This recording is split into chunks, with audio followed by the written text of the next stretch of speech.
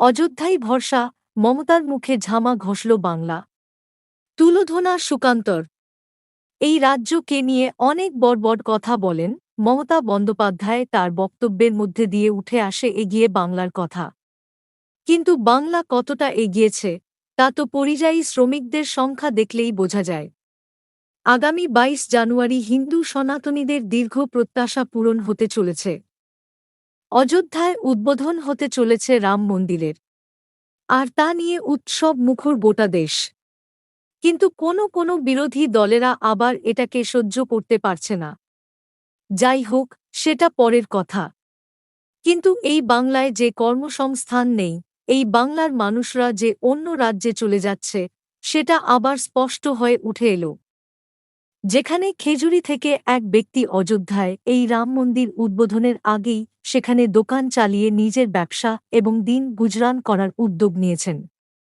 আর এই বিষয়টি সামনে আসতেই প্রশ্ন উঠছে পশ্চিমবঙ্গ সরকারের ভূমিকা নিয়ে, প্রশ্ন উঠছে এই রাজ্যের মুখ্যমন্ত্রীর বড় ভাষণ নিয়ে। অনেকে বলছেন মন্দিরের সামনে দোকান করা নতুন কোনো বিষয় নয়, বাংলাতেও এরকম রয়েছে।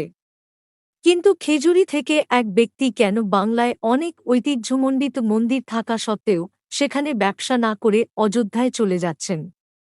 এর ফলে তো এটাই স্পষ্ট হচ্ছে যে এই রাজ্যে লাভের মুখ দেখতে পাচ্ছেন না ব্যবসায়ীরা। সেই কারণেই তারা অন্য রাজ্যে পাড়ি দিচ্ছেন। স্বভাবতই সাংবাদিকরা এই বিষয় নিয়ে প্রশ্ন করতেই রীতিমতো রাজ্যকে তুলোধনা করলেন বিজেপির রাজ্য সভাপতি তথা সাংসদ সুকান্ত মজুমদার। প্রসঙ্গত, এদিন এই বিষয় নিয়ে বিজেপির রাজ্য সভাপতিকে একটি প্রশ্ন করা হয়। যে প্রশ্নের উত্তর দিতে গিয়ে তিনি বলেন, দেখুন, মন্দিরের সামনে দোকান করা, ব্যবসা করাটা নতুন কিছু নয়, বাংলাতেও এরকম রয়েছে। কিন্তু আপনারা ভাবতে পারেন খেজুরি থেকে এত অযোধ্যায় গিয়ে কেউ ব্যবসা করছেন কেন? বাংলাতেও তো কালীঘাট মন্দির ছিল, তার বাইরে কেন ব্যবসা করলেন না?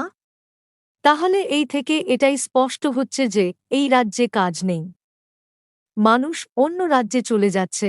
একাংশ বলছেন রাজ্যে যে কাজ নেই সেটা তো অনেক দিন আগে থেকেই পরিষ্কার হয়ে গিয়েছে। সব চাকরি টাকার বিনিময়ে বিক্রি করে দিয়েছে এই সরকার, যার কারণে শিক্ষিত চাকরি প্রার্থীরা দিনের পর দিন রাস্তায় বসে আন্দোলন করছেন।